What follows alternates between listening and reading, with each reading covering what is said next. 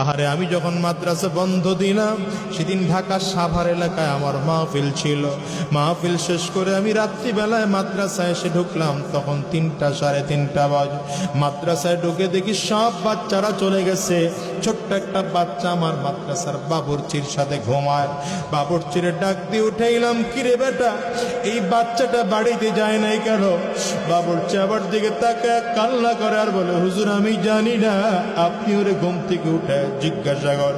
আমি বাচ্চাটারে ঘুম থেকে উঠেইলাম, কিরে বাবা বল কেন তুই বাড়িতে যাস না? বাচ্চাটা আমার দিকে তাকায় ফেল ফেল করে কাঁদে আর বলে, হুজুর আমি কই যাব হুজুর, আমার তো বাবা না,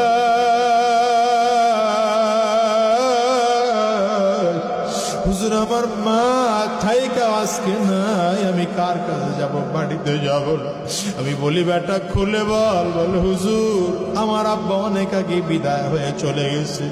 বাবা বিদায় নেওয়ার পরে মা আবার আরেক জায়গায় বিয়ে বসছে। ওই বাড়িতে গেলে আমার নতুন আব্বু আমারে মোটেও আদর করে না, আমারে ধমক দেয়, মার দেয়, আমারে মোটেও আদর করে না, ভালোবাসে না। আমি কিছু খাইতে চাইলে খাইতেও দেয় না। আমি আর বাড়িতে যাব না, বাড়িতে যাব না।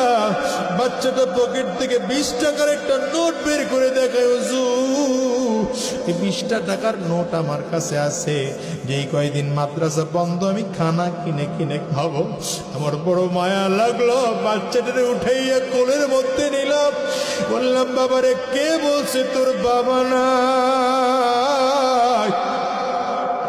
এটা আমার দিকে তাকাইয়া দেখ, আমি তোর বাবা। ছোট আবার দিকে তাকায় কান্না করে আর বলে, হুজুর আমি ভালো করে জানি আপনি আমার হুজুর, আপনি আমার ওস্তাদ, আপনি আমার বাবা না। আরে দুনিয়ার মুসলমান ভালো করে বুঝো, ভালো করে বুঝো। কত মানুষ আছে বাবা হারা, কত মানুষ আছে মা হারা। রে যুবক, আজকের এই মাহফিলটার মধ্যে এমন মানুষ আছেন না নাই? চিল্লায় বল। আমিও তো একজন মাহারা মানুষ। আমি প্রায় বলি, আসতেও বলি, রে মুসলমান এই মাহফিলটার মোনাজাত করে দিলে বাসায় যাইবা, হয়তো দরজার মধ্যে টোকা দিবা, তোমার মা দরজা খুলবে। আমি আজাদের ঘরে কিন্তু মানা,